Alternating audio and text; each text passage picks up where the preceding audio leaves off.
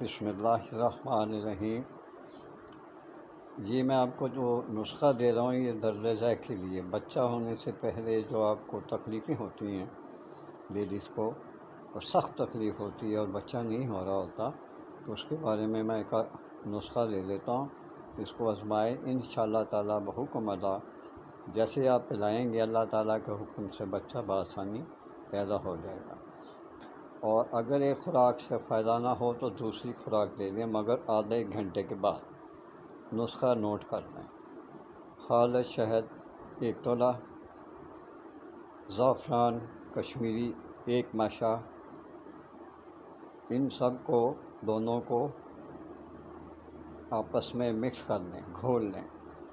ہاتھ سے زعفران اصلی نرم ہاتھ سے مت رگڑیں، کیونکہ اس میں جتنے بھی جوہر ملے ہوتے ہیں وہ ہاتھ سے رگڑنے سے ختم ہو جاتے ہیں، لہٰذا ان دونوں چیزوں کو رگڑنا شروع کر دیں، اور درد ذیل جب ہونے لگے تکلیف تو اس وقت آپ اسے دے دیں۔ خدا نخواستہ اگر پہلی خوراک سے آپ کو فرق نہیں محسوس ہوتا، لیکن اس کے بعد پھر آپ آدھے گھنٹے کے بعد آدھے گھنٹے تک انتظار کریں، اس کے بعد آپ دوسری خوراک جو ہے وہ خاتون کو دے دیں۔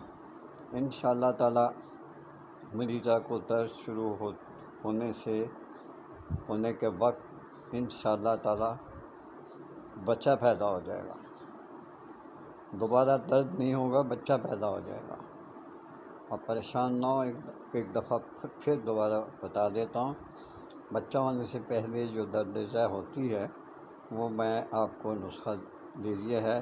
شہد خالص 1 تولہ، اس میں زعفران کشمیری 1 ماشا ڈال کر ان دونوں کو آپس میں اچھی طرح سے رگڑیں، ہاتھ سے نہیں رگڑیں، کیونکہ جتنے بھی جوہر زعفران کشمیری اصلی نرم ہاتھ سے آپ بے شک اس کو رگڑیں، اس کے سارے جو جوہر ہیں وہ ختم ہو جائیں گے، فائدہ کوئی نہیں ہے۔